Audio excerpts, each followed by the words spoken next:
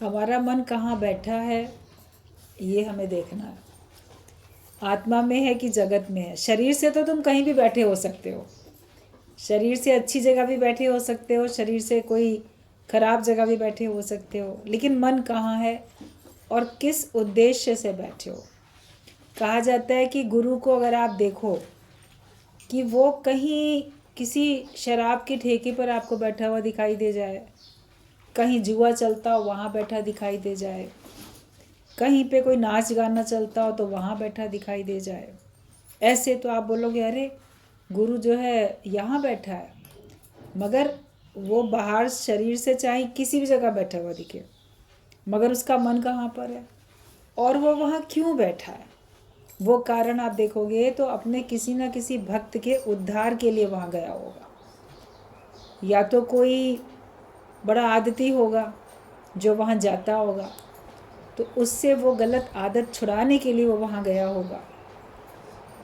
या कभी किसी को बड़ा क्रेज़ होगा, देख कर आए ये चीज़ देखें तो ठीक है चलो हमारे साथ चल के देखो क्या है वहाँ पे। तो कभी किसी को दिखाने भी,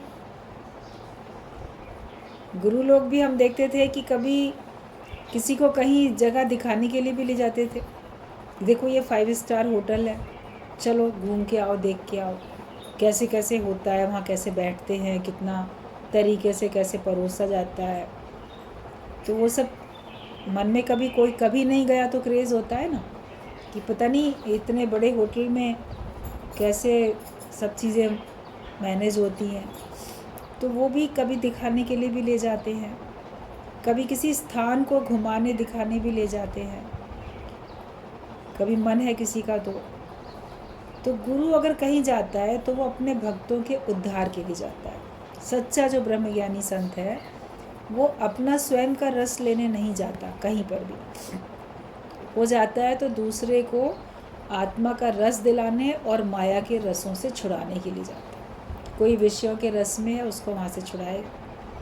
शादी ब्याह में आप देखोगे गुरु चला गया तो आप बोलो इनको भी शादी ब्याह पिकनिक पार्टी ये सब बड़ा अच्छा लग रहा है, तो लेकिन किसी के भी घर में कोई भी आयोजन है तो अगर वहाँ गुरु पहुँच जाते हैं तो जिसके घर में आयोजन है उसका मन तो पूरा पूरा गुरु में चला जाता है। उसका मन फिर लोकारीत रीति रिवाज रिश्तेदारों में कहाँ लगता है, उसको लगता है अरे मेरे गुरु आए हुए हैं, भक्त आए हुए हैं, उनको लुक आफ्टर ठीक से हो पा रहा है कि नहीं। कहेंगे भी अरे नहीं नहीं तुम अपना देखो, हम लोग अपना देख लेंगे, मगर तो भी आपने खाया, आपको तक ये चीज़ पहुंची कि नहीं। ध्यान कहीं अगर मान लो कोई रीति रिवाज में व्यस्त भी होगा तो भी अंदर में ध्यान होगा कि नहीं, वहाँ पता नहीं क्या हो रहा है। तो मन उसका क्या हुआ, मन उसका फिर माया में थोड़ी हुआ, मन उसका लोकारित में थोड़ी हुआ, मन तो उसका गुरु में चला गया। तो अगले के मन को एकाग्र करने के लिए, जगत के रस से हटा के ज्ञान के रस में लाने के लिए गुरु तरह तरह से अपने भक्तों की संभाल करते रहते हैं। हम अपने अंदर देखें कि हमारे अंदर में कौन सी भावना है, और हम अगर कहीं बैठे हैं, शरीर से कहीं भी बैठे हैं, मन से कहाँ बैठे हैं। मन से हम जगत में हैं कि मन से हम सत्संग में हैं, कहाँ हैं। तन मन एक रस तो सिमरन कहिए सोए। हमारा तन हमारा मन एक रस हो जाए तब समझो कि हमारा सच्चा सिमरन होता है, वरना मन कहीं है तन कहीं है। दोनों को एक जगह पे रखो।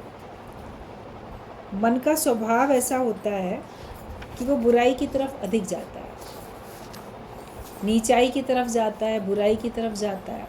मन का स्वभाव ऐसा है।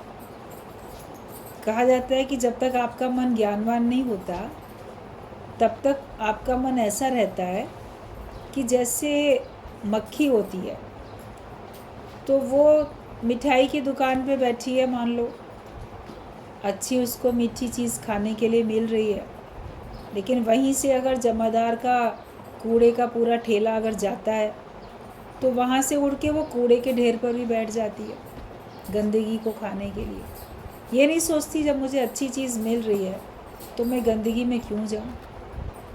आपके पूरे शरीर में जहाँ चोट होगी, घाव होगा, कोई फोड़ा फुंसी होगा, तो आप देखो मक्खी उड़ के आके वहीं बार बार बैठेगी, ज़ख्म के ऊपर ही।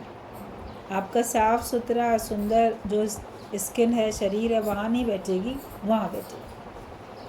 तो इसकी तुलना मन से की गई, अज्ञानी मन से, कि मन अच्छी जगह पे उसको लगाओगे भी, जैसे मिठाई की दुकान पे बैठा है तो जैसे सत्संग में बैठा है, लेकिन वही किसी की नाम रूप की कोई निंदा की बात चलेगी तो आपका मन तुरंत उधर चला जाएगा। जो ज्ञान सुनते हो भगवान के नाम में थे वो भूल जाएगा, और कमी दूसरे की देखने में, सुनने में अच्छी लगेगी।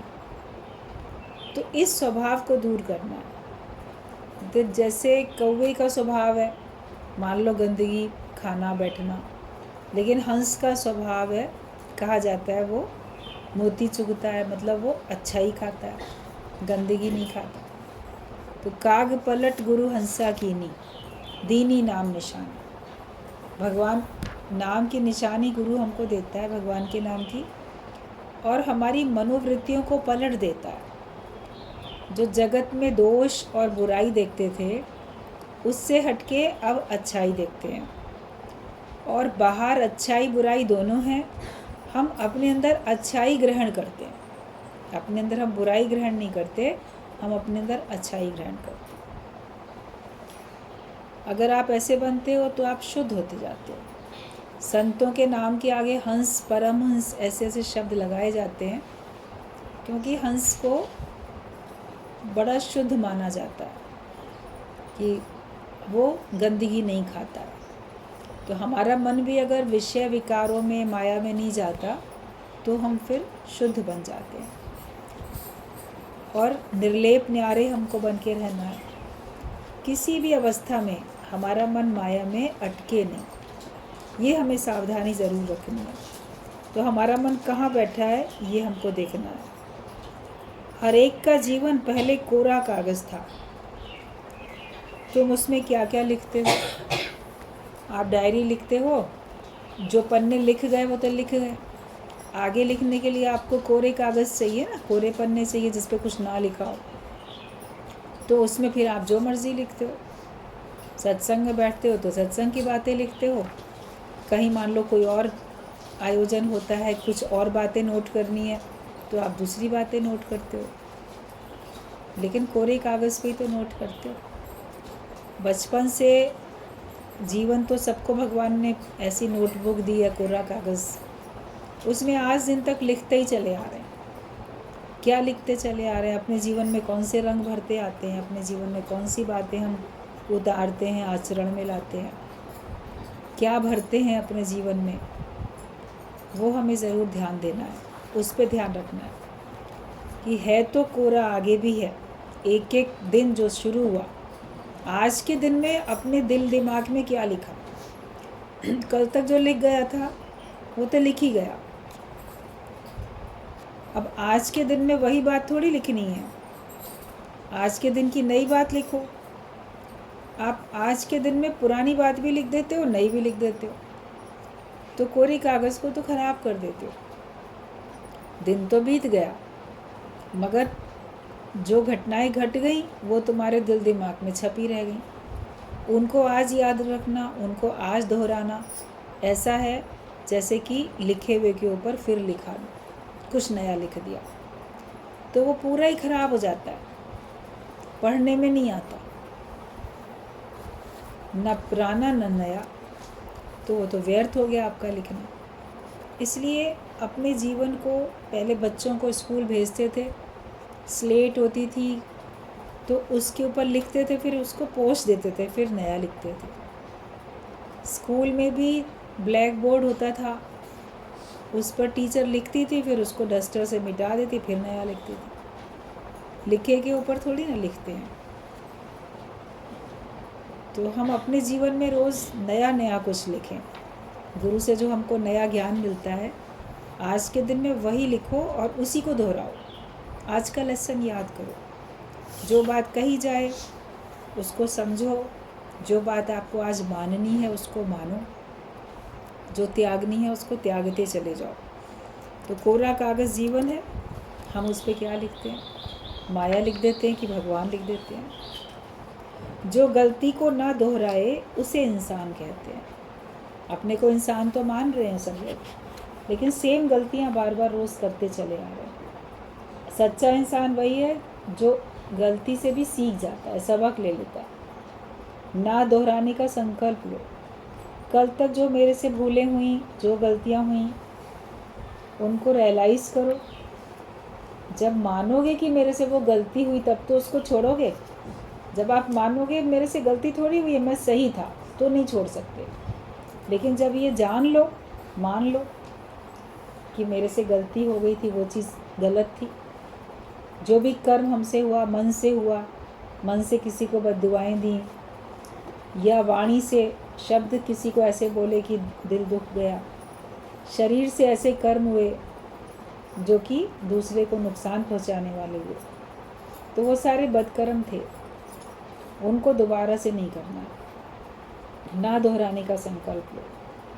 बाकी संसार की बातें जो हमें दुख देती हैं, रोज़ ये बात बताई जाती है कि उनको भूलते चले जाओ। मनुष्य अच्छी बातें नहीं याद करता, लेकिन दुख वाली बातें बहुत याद करता, तो इसलिए वो दुखी रहता।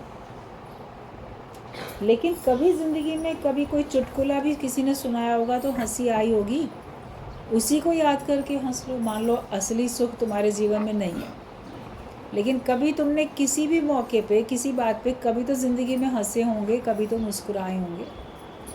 ऐसा थोड़ी है कोई व्यक्ति जब से जन्म लिया तब से रोता ही रहा था। गाना भले पिक्चर का गा लेते, मैं ज़िंदगी में हरदम रोता ही रहा हूँ, रोता ही रहा हूँ, तड़पता ही रहा। तो क्या हरदम कोई रोता ही तड़पता रहता है?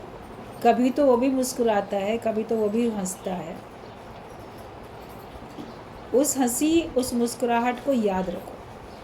छोटा छोटा भी पल जिससे हमको सुख मिला था, उसको हमको याद रखना है।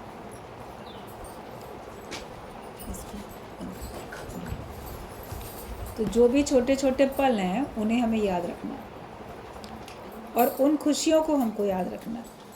अगर वो खुशी हमारी बनाए हम रख सकते हैं तो हम इंसान हैं, वरना अपने को दुखी ही हमेशा मान के चलोगे। भगवान कितने भी तुम्हें सुख देता रहेगा, लेकिन तुम दुख को ही अपने झूले में झुलाते रहते। ये अपनी आदत हमें ठीक करनी है कि संसार की वो सब बातें भूल जाओ जिनसे तुमको कष्ट मिलता है। और जब तक भूलने की शक्ति धारण नहीं करोगे तब तक तुम्हारा दर्द नहीं मिटेगा। भूलते जाओ, कल क्या हुआ, किसने क्या कह दिया, किसने क्या कर दिया, क्या नुकसान हो गया। सुजाग हो जाओ, सावधान हो जाओ कि दोबारा कोई तुम्हारा नुकसान ना करने पाए, लेकिन भूलते जाओ। भूलना ही दुख दर्द की सबसे अच्छी दवाई है। मनुष्य भूल नहीं पाता है, वो याद रह जाती हैं, और इसी वजह से उसकी उन्नति नहीं हो पाती है। अगर तुम नहीं भूलोगे तो ग्रस्त में नहीं रह पाओगे, घर ग्रस्त में फिर रह नहीं पाओगे। रहोगे तो दुखी होके रहोगे। जहाँ रहना है तो वहाँ पे वहाँ की बातों को नज़रअंदाज करके, भुला के, फिर से माहौल अच्छा बना के तब हमको रहना है। तभी हम जीवन में सही तरह से जी पाते हैं। तो गृहस्थ जो आश्रम है उसमें बहुत सारे उतार चढ़ाव होते हैं, बहुत सारी बातें होती हैं। कभी बड़े आपको कुछ कहते हैं, कभी छोटे आपको कुछ कहते हैं, कभी ये नुकसान होता है, कभी वो नुकसान होता है। मगर उन सबको भूल के फिर आप आगे बढ़ते हो, फिर आप अपने जीवन में खुशियाँ भर लेते हो। अपने विचार बदलने हमको आने चाहिए कि अगर हम नहीं भूलेंगे तो हम गृहस्थ में रह नहीं पाएंगे। ये याद रखो, कंगालपने से जंजालपना अच्छा है। बोलना बंद नहीं करो। जब नाराज़ होता है कोई किसी से तो बोलना बंद कर देता है। बोलना बंद नहीं करो, बात करो। बात होती रहनी चाहिए, शिकवा शिकायत हो चाहे, लेकिन होना चाहिए, बात होनी चाहिए, क्योंकि बात से ही बात ख़त्म भी होती है। नाराज़ होके चुप रह जाने से, बोलना बंद कर देने से बात तो वहीं की वहीं रहती है, बल्कि बढ़ती चली जाती है। और अगर आप सोचो कि हम तो सबको छोड़ छाड़ के ना अब अकेले रहेंगे, मेरा गुजारा नहीं इन लोग के साथ, मैं अकेले रहूँगा, तो इसके लिए गुरुजी बोलते थे कि तब जब तुम्हारे संग कोई नहीं होगा, तुम अकेले रहोगे, तो समझो कि तुम कंगाल हो। कंगाल किसको बोलते हैं? जिसके पास धन दौलत नहीं होती है। लेकिन जिसके पास परिवार नहीं होता, लोग नहीं होते, जो सबसे कट ऑफ होके रहता है, वो भी कंगाल ही है। कई बार हम देखते हैं कि बहुत धनी लोगों के पास पैसा बहुत है, लेकिन सही समझ नहीं है, प्रेम नहीं है, और वो फिर अकेले रह जाते हैं। किसी से भी नाता रिश्ता नहीं रखते, अकेले रहते हैं, और उनके धन दौलत के कारण भी कोई उनको साथ नहीं देता, उनके दुर्व्यवहार के कारण से। तो फिर पैसा होने पर भी वो कंगाल ही तो कहे जाएंगे। जो खुशियों से मालो माल है, जो ज्ञान से मालो माल है, वो ही सचमुच में मालो माल है। जिसके पास प्रसन्नता नहीं है, ज्ञान नहीं है, वो इस जीवन में कंगाल है। आपके पास चारों तरफ प्रेम करने वाले मित्र होने चाहिए। अपने मित्रों की संख्या बढ़ाते चले जाओ, और अगर आपके मित्रों की संख्या बढ़ती है या लोग आपसे मित्रता रखते हैं, तो ज़रूर बहुत सारी बातों को आपने भुलाया होगा, तभी वो जुड़े हुए हैं आपसे, तभी बढ़ भी रहे हैं आपके मित्र। लेकिन आप अगर अपने मन को मोड़ोगे नहीं, चेंज नहीं करोगे, तो जो घर के लोग होते हैं वो भी आपका साथ छोड़ के फिर चले जाते हैं। तो कंगाल पने में नहीं रहो। कंगाल पने से जंजाल पना अच्छा है। मतलब घर में रहते हैं, बहुत झंझट होता रहता है, इसने ये कहा, उसने वो, चिक चिक होती रहती है, तो वो बड़ा जंजाल लगता है लोग को। लोग घर गृहस्थ छोड़ के संन्यास में चले जाते हैं, आश्रम में जाके रहेंगे, संन्यास आश्रम में रहेंगे, जाके किसी गुरु के आश्रम में चले जाएंगे। तो अगर आपको मन को मोड़ने की कला नहीं आती है, तो वहाँ भी कोई ना कोई आपके सामने ऐसा कारण आ जाएगा, तो वहाँ भी आप मन को नहीं मोड़ पाओगे, तो वहाँ भी दिक्कत होगी। जिन परिवार वालों के साथ जन्म से रहते हो, बचपन से रहते हो, या विवाह हो गया फिर नए परिवार में चले गए, वहाँ रहते हो, तो उनके बारे में तो थोड़ी जानकारी है भी, धीरे धीरे पता चलती रहती है। तो उनके साथ भी एडजस्ट करना आपको मुश्किल लगता है, तो जहाँ आश्रम में जाओगे वहाँ तो बिल्कुल ही अजनबी लोग होंगे, कोई भी आपके नहीं होंगे, तो मन को नहीं मोड़ पाओगे, तो वहाँ कैसे एडजस्ट करोगे। इसलिए अपने अपने दुख सुख से व्यक्ति एडजस्ट करता है। एक दृष्टांत बताया जाता है कि एक गांव में घर जितने भी थे, सबके घरों में लड़ाई झगड़े तो होते ही हैं, कलह क्लेश होते ही हैं, बड़े परेशान रहते थे सब लोग, अपने अपने दुखों से दुखी, परेशान। हर एक अपने अपने घर में अपने अपने ही तो दुख से दुखी है।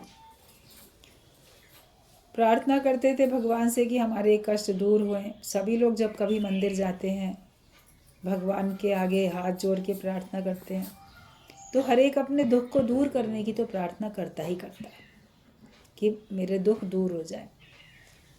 तो एक बार क्या हुआ, आकाशवाणी हुई उस गांव में, आकाशवाणी हुई, भगवान ने आकाशवाणी की कि तुम सबके दुख आज मैं दूर कर रहा हूँ। अपने अपने दुखों की एक गठरी बनाओ और उनको गांव के बाहर जो बरगद का सबसे बड़ा सा पुराना पेड़ है उस पे टांग आओ। तो सबने अपने अपने जो दुख थे एक कागज़ में लिखे और उनको लपेटा, ऐसे किसी गठरी बनाई, और सब वहाँ दौड़ के गए, टांग आए वहाँ पे सब, कि सब अपने अपने दुख जो है वहाँ टांग आओ, तो तुम्हारा उनसे छुटकारा मिल जाएगा। बड़े खुश हो गए, मुझे ये कष्ट है, मुझे वो कष्ट है, जिसके जीवन में जो कष्ट है सब कागज़ में लिखे उन्होंने अपने अपने, और गठरी बना के चले गए। वापस अपने अपने घर में आ गए, सोचने लगे कि अब दुख दूर हो जाएंगे। जब सारे गांव वाले वहाँ जाके टांग के वापस आ गए, तो कुछ समय के बाद फिर एक आकाशवाणी हुई कि अब सब लोग वापस जाके कोई सी भी गठरी उतार के ले आओ। आप अपने दुख से दुखी हो, हर एक कहता है ना मेरे पास ज़्यादा दुख है, उसका दुख कम है, मेरा दुख अधिक है, सबको अपना दुख ही अधिक लगता है। तो तुम्हें जो है जिसकी भी गठरी पसंद आए वो ले आओ, फिर जिसका दुख तुम्हें पसंद है वो ले आओ। तो क्योंकि कुछ भोगना तो पड़ेगा ही, अपने अपने दुख से दुखी हो तो वो दुख तुम्हारे गठरी कोई और ले लेगा, तुम्हारे हिस्से का दुख कोई और भोग लेगा, तुम कोई और सी गठरी उतार लाना। तो अपनी पसंद से कोई सी भी जाके सब लोग लेके आओ, क्योंकि मिलना तो सबको है ही। अब जैसी ये आकाशवाणी हुई कि हर एक अपनी पसंद से कोई सी भी गठरी उतार के ले आए, लोग में बड़ी खलबली मची और तेज़ी से दौड़े सब लोग, और क्या देखा, सब लोग छांट के अपनी ही अपनी गठरी को उतार के लाए वापस, दूसरे की नहीं। नहीं नहीं, सबको अपनी चाहिए थी। क्यों? क्योंकि उनको लगा कि मेरी गठरी में तो मैंने ये लिखा है, दूसरे का तो ये दुख है, अगर वो मुझे मिल गया तो और दिक्कत हो जाएगी। जब ये महसूस किया कि वो दुख अगर मुझे मिलेगा तो मुझे ज़्यादा दिक्कत होगी, ज़्यादा परेशानी होगी, तो उसको फिर अपना दुख कम लगने लगा, और अपने दुख से तो वो एडजस्ट था। किसी का कोई था दुख, किसी का कोई था, तो ये देखा कि वो अपनी अपनी गठरी सब वापस लाए। फिर भगवान ने कहा कि अब जब तुम अपनी ही अपनी गठरी वापस लाए हो तो इसको खुशी से ही भोगो, फिर परेशान क्यों होते हो? अपनी अपनी क्यों लेके आए? क्योंकि उससे वो एडजस्ट थे, उसको पता था कि चलो मेरे घर वालों का ये स्वभाव है या इतनी बात है तो ये फिर भी ठीक है। कभी आप जब विवेक के आँख खोल के देखोगे तब आप महसूस करोगे कि दुनिया में बहुत दुख है और भगवान ने फिर भी आपको कम दिया है, आपको अपना दुख कम लगेगा। और विवेक अगर नहीं है तो आपको अपना दुख बहुत अधिक लगता है। दूसरे के दुख कम लगते हैं और अपने दुख हमको जैसे बहुत लगते हैं, लेकिन जब विवेक खुल जाता है तो हमको अपने दुख जो हैं वो कम लगने लगते हैं। ये बंद कर दो दरवाज़ा, फिर खोलो पंखा। नहीं समझ रहे हो तुम लोग, पूरा बंद कर दो, खोल लो फैन। दरवाज़ा खोलने के लिए थोड़ी बोल रहे हैं, फ़ैन खोलने के लिए। फ़ैन मतलब पंखा, दरवाज़ा अलग चीज़ है, पंखा अलग चीज़ है। क्या तुम लोग की बुद्धि है भाई? जितना हम चाहें कि हमको नहीं बोलना पड़े उतना आप लोग ज़रूर बोलते हो। कोई कारण से ही बताया गया था ना। उस दिन भी चिड़िया अपना आ गई थी अंदर, आज भी वो बाहर अपने बच्चे के साथ उड़ रही है, फिर अंदर आके फिर बाहर जा रही है। वो आप लोग को तो ध्यान नहीं जाता, हमको तो ध्यान जाएगा।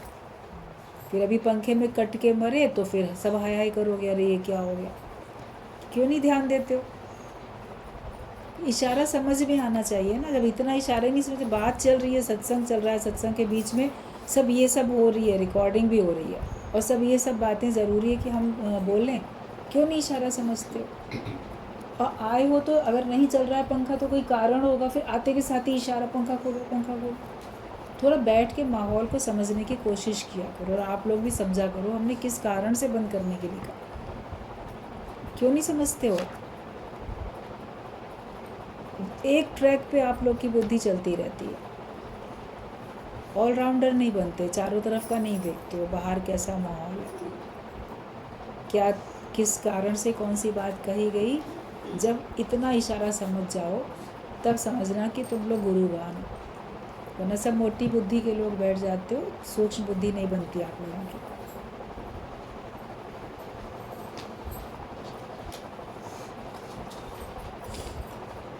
क्या बात चल रही थी, याद है किसी को?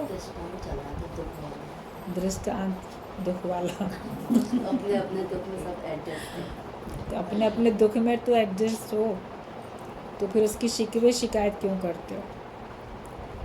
दुख में जो भगवान ने दिए उसकी तो आपको आदत पड़ चुकी है, आपको पता ही है, और उसको दूर करने का उपाय सोचो ना।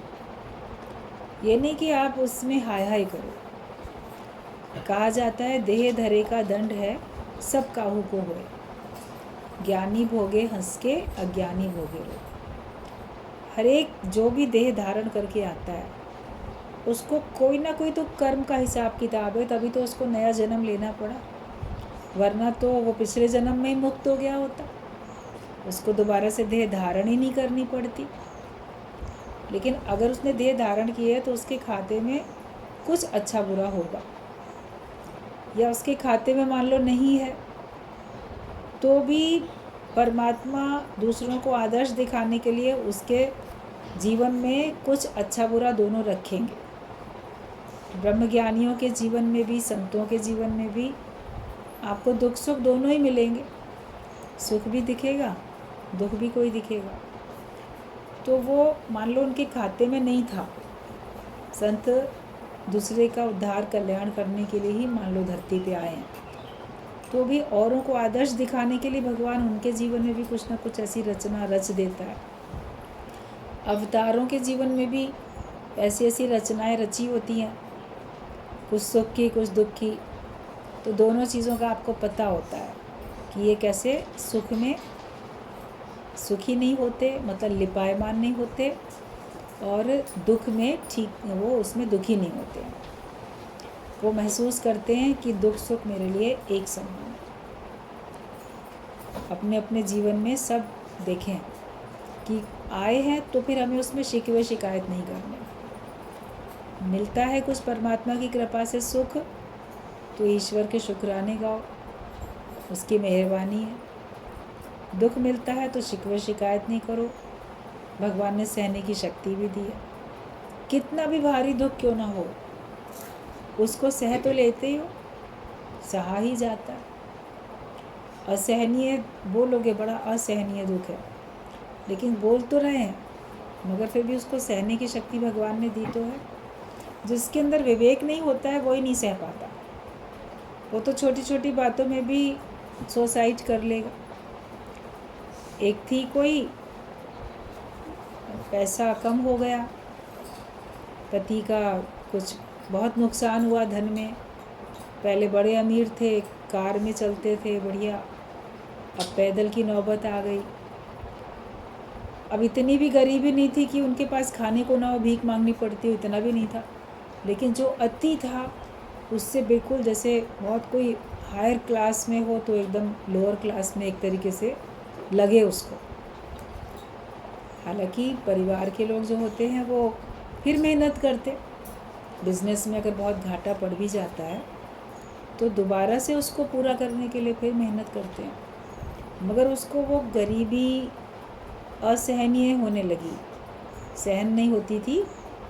और लगे कि मेरी सहेलियां जो इतने हम किटी पार्टी में जाते थे, इतना अमीरी में चलते थे, अब ये सब मेरे से मुंह मोड़ रही हैं और मेरा मजाक बना रही हैं या मजाक बनाएंगी।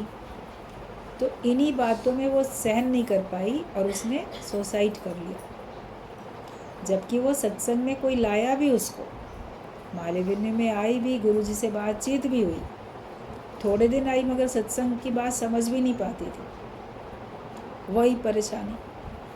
और ज़्यादा उसने सुना भी नहीं, और उतावलेपन में फिर मालूम पड़ा तो उसने तो अपने को आग लगा के अपने को ऐसे सुसाइड कर लिया, ख़त्म कर दिया, मनुष्य जीवन ही बर्बाद कर दिया। तो जो कोई ऐसे होते हैं जो सहना ही नहीं चाहते, सहन शक्ति तो मांगो कम से कम भगवान से, और भगवान देते भी हैं, लेकिन सहन शक्ति से अधिक इच्छाएं बलवती हो जाती हैं। अगर आप इच्छा ख़त्म कर दो तो आप देखोगे आपके अंदर तो बहुत सहन शक्ति है। निरीच्छा व्यक्ति तो शक्ति का स्वरूप होता है, उसके अंदर बहुत शक्ति होती है, इच्छाएं हमको कमज़ोर बनाती रहती हैं। उसने ऐसे किया, कई बार पेपर में देखते रहते हैं, छोटे छोटे दुखों में लोग परेशान होते। पिछले दिनों बताया जा रहा था, आया था न्यूज़ में, बेटे का अचानक से हार्ट अटैक में डेथ हो गई, इकलौता लड़का। तो इकलौता कि आजकल होते ही एक एक बच्चे हैं, दो दो बच्चे हैं, एक लड़का एक लड़की तो बहुत हो गया, कहीं पर सिर्फ एक अकेली लड़की है तो बहुत हो गया, कहीं पर सिर्फ अकेला लड़का है तो बहुत हो गया। तो संतान तो लिमिटेड आप लोग चाहते हो तो लिमिटेड ही होती है। तो इकलौता लड़का था, जवान, अचानक से हार्ट अटैक में उसकी डेथ हो गई। अब जब उसकी डेथ हो गई हार्ट अटैक में, जैसी खबर सुनी तो पिता को इतना दुख हुआ, अरे मेरा लड़का चला गया दुनिया से। बल्कि वो इकलौता भी नहीं था, उसका एक भाई और भी था, दो लड़के थे उसको।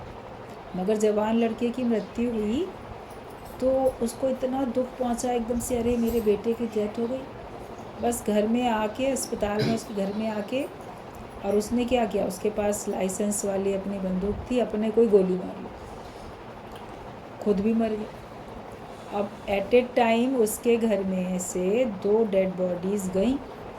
ये नहीं सोचा कि बेटे की अगर मृत्यु हो गई है तो मैं क्यों अपने को मार रहा हूँ? मेरे मर जाने से फिर मेरी पत्नी का या जो दूसरा बेटा बचा हुआ है, बच्चा, लड़का या लड़की, जो भी और संतान है, उनका क्या होगा? तो सहन शक्ति नहीं है मनुष्य में।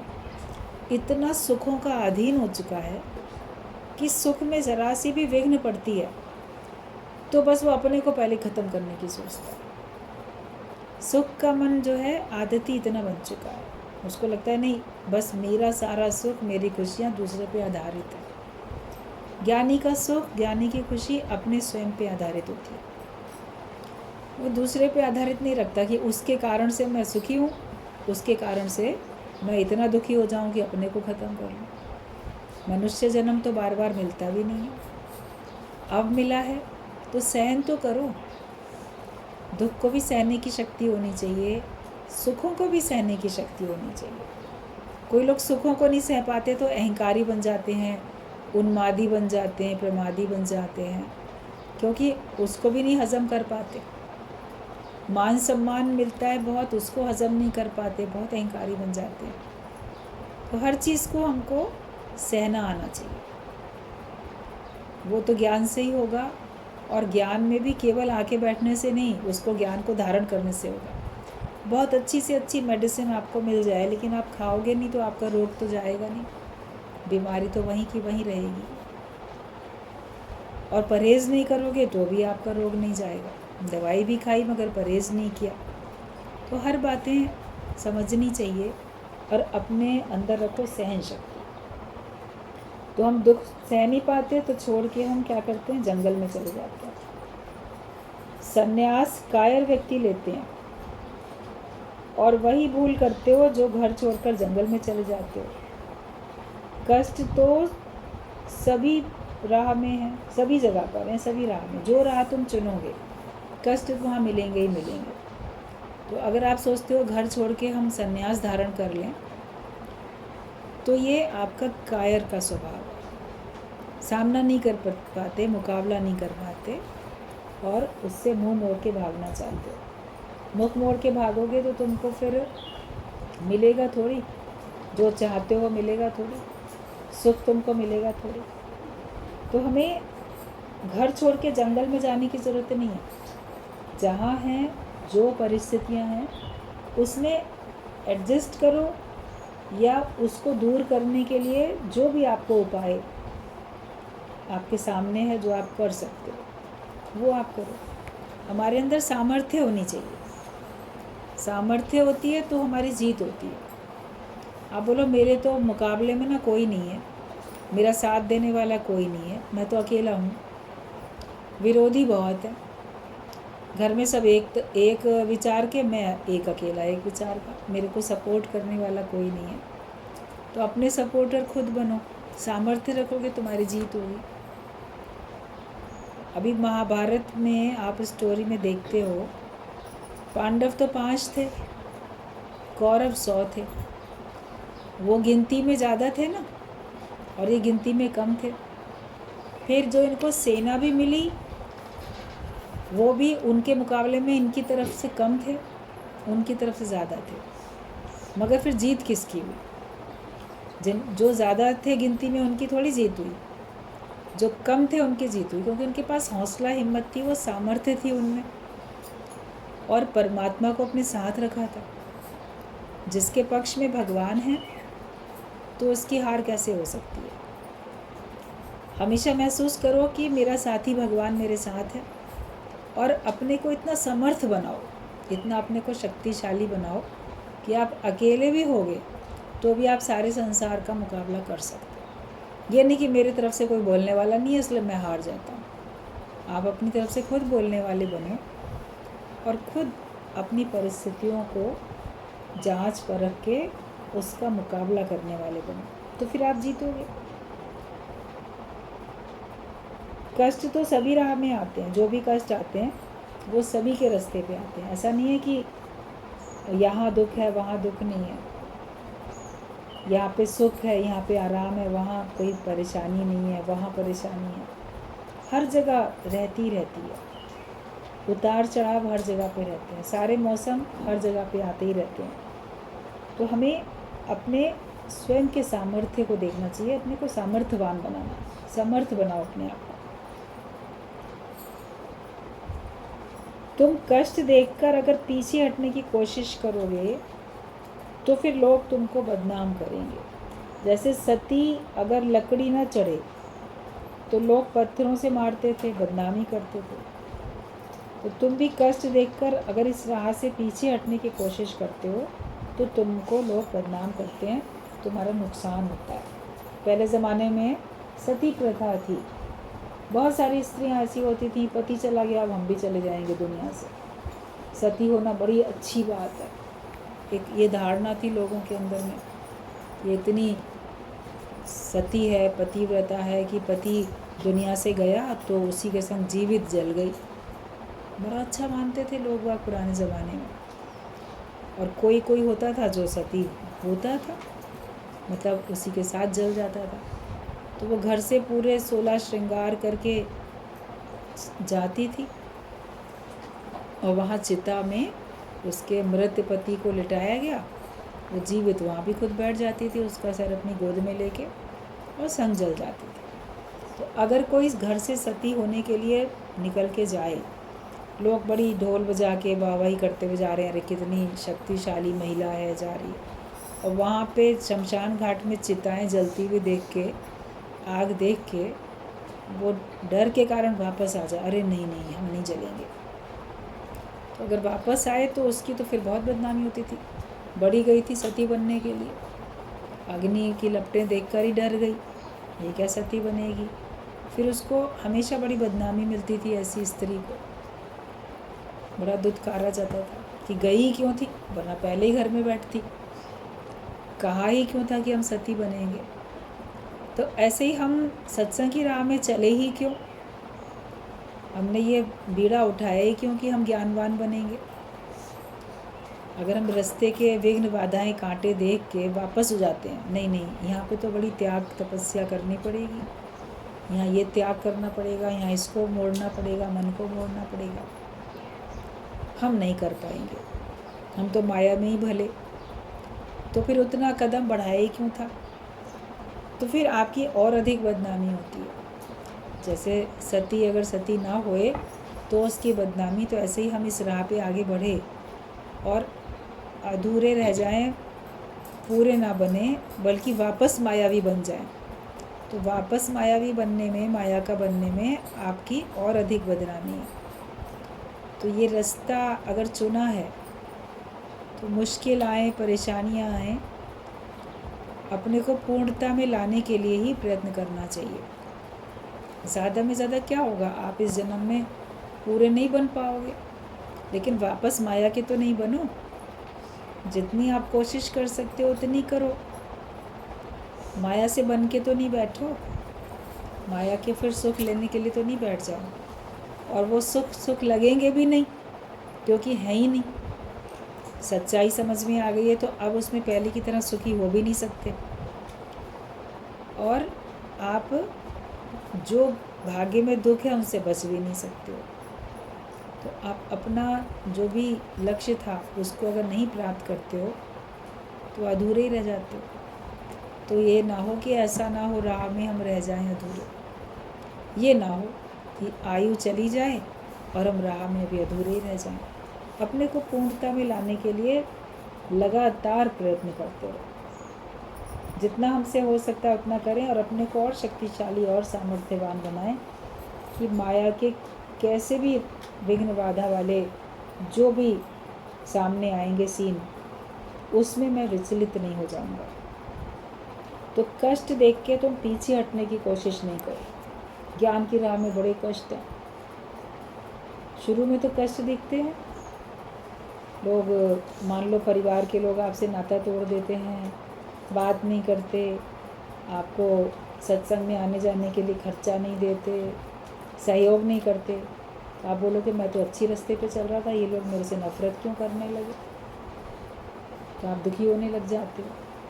तो दुखी होने की ज़रूरत नहीं है, आप अपने रास्ते पे चलो, उनके अंदर भी परमात्मा विद्यमान है। अगर चाहेगा परमात्मा और उनके भाग्य में भी होगा तो वो भी ज्ञानवान बनेंगे। नहीं तो वो अपने रास्ते, तुम तो अपने रास्ते मुक्त हो जाओ।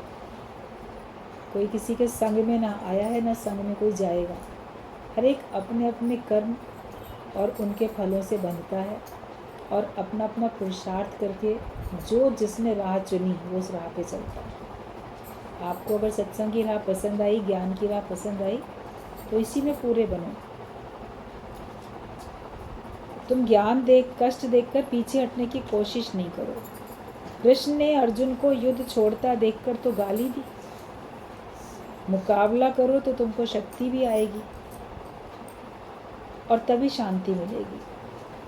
अर्जुन भी पहले युद्ध को देख के फिर मोह के कारण से रिवर्स गियर लगाने लगा, नहीं नहीं मैं युद्ध नहीं करूँगा। तो भगवान ने पहले उसको गाली दी ना, डांटा डपटा भी तो, उसको सख्ती से बोला भी तो, और फिर ज्ञान भी बताया सही।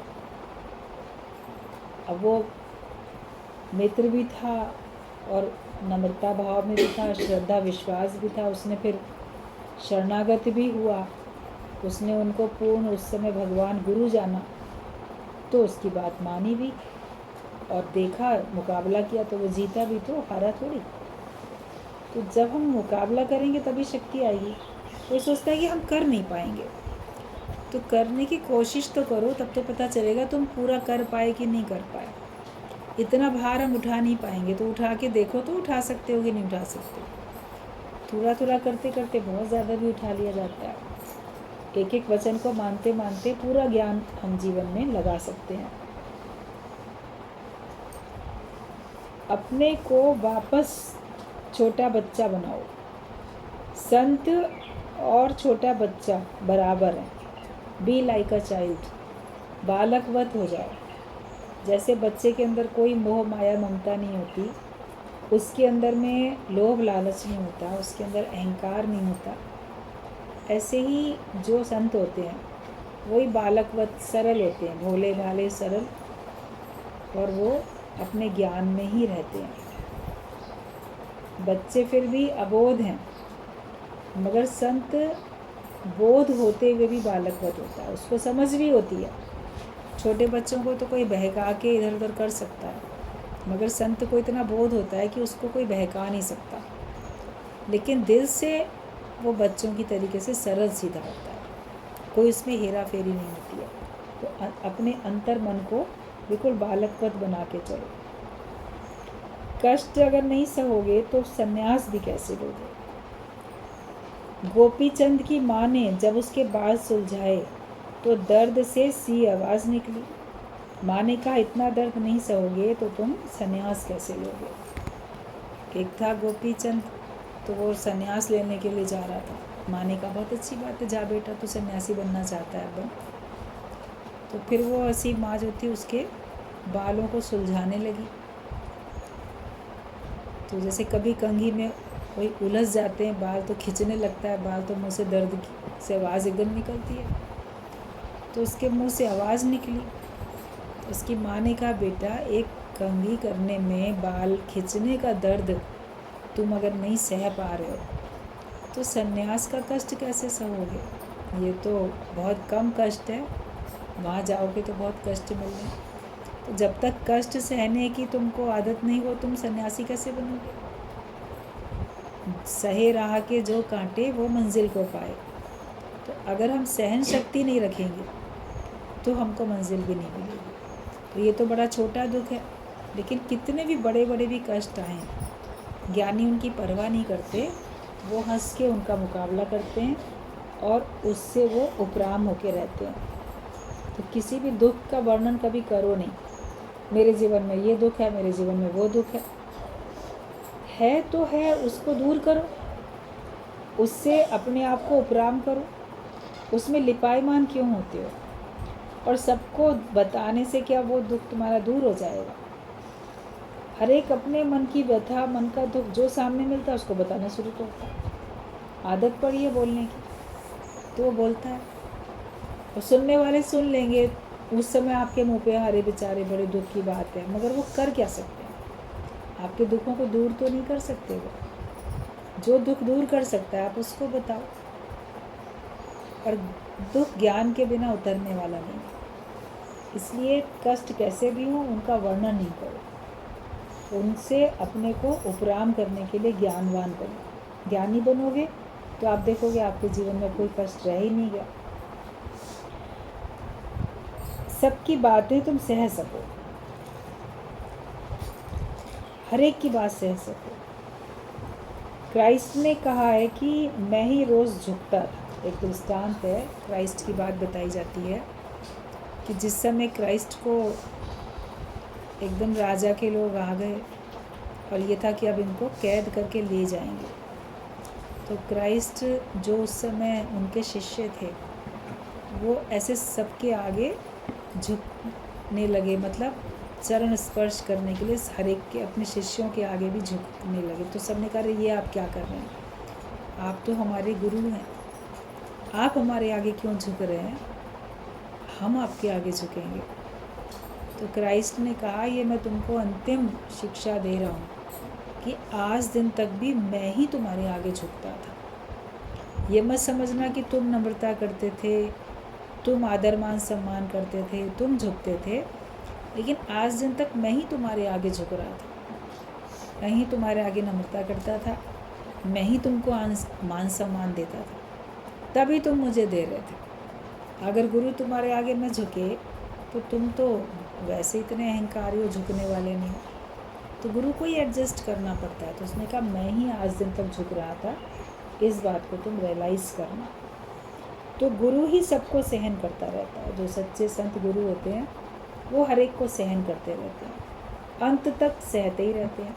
शिष्यों को भी जो उनकी गलतियां होती हैं या जो उनके व्यवहार होते हैं उनको भी गुरु ही सहते रहते हैं। तो गुरु ही सबको सहन करता रहता है, वो सबको सहन करके बैठा है, तभी लोग उसके साथ जुड़े हुए हैं। वरना एक शब्द कोई समझाने के लिए बोलेगा तो आप बोलोगे मेरा घर नहीं है क्या, मेरा परिवार नहीं है क्या, मेरे लोग नहीं है क्या। आप तो एक पल में छोड़ के जाने के लिए तत्पर हो। गुरु की प्रीत एक झटके में मनुष्य तोड़ सकता है, और मोह जहाँ पर है परिवार वालों से, तो वहाँ तो जन्म जन्म तक बंध जाते हो। एक जन्म की बात क्या, अनेक जन्मों तक बंधते हो। उसी कारण तो आते रहते हो, कर्म प्राणी बन के आते रहते हो, क्योंकि वो तार तुम्हारी टूटती नहीं है। तो मजबूत तो वहीं से तुमने बना के रखी है। लेकिन जब हमारी परमात्मा से मजबूत डोर हो जाए, ऐसी प्रीत हो जाए जो कभी टूटे नहीं, किसी भी कारण से नहीं टूटे। माफ़ करने की शक्ति गुरु में ही होती है। जो सच्चे गुरु होते हैं उन्हीं में माफ़ करने की भी शक्ति होती है। बाकी कोई किसी को माफ़ कर नहीं पाता। थोड़ी सी भी किसी की मिस्टेक देखेगा तो नाता तोड़ के अलग हो जाएगा। आप सोचते हो कि किसी ने किसी को माफ़ कर दिया तो वो वीक था, कमज़ोरी थी उसकी जो उसने माफ़ कर दिया, या गलत था इसलिए उसने उसको माफ़ कर दिया या एडजस्ट कर लिया। लेकिन ऐसा नहीं है। गुरु ब्रह्म ज्ञानी मजबूत भी होता है, मगर फिर भी माफ़ करने की ताकत भी उसमें होती है। हर एक कोई किसी को माफ़ नहीं कर सकता। वो बोलेगा मैं तो मरते दम तक 7 जन्म तक माफ़ नहीं करूँगा। लोग तो ऐसा बोलते हैं, एक जन्म क्या, हम तो 7 जन्म तक ना माफ़ करें इसको। लेकिन ब्रह्मज्ञानी तो उसी पल माफ़ करके ही बैठे होता है। ये नहीं जानते ये क्या कर रहे हैं, इनको खुद ही अपनी गलती का एहसास नहीं है कि कितना बड़ा पाप कर रहे हैं गलत काम करके। तो ज्ञानी तो उसी पल माफ़ करके बैठता है। हर एक को तुम माफ़ करते चलो, तभी तुम संत हो, तभी तुम ज्ञानी भी हो। माफ़ करने का गुण हमारे अंदर में है कि नहीं, सहने का गुण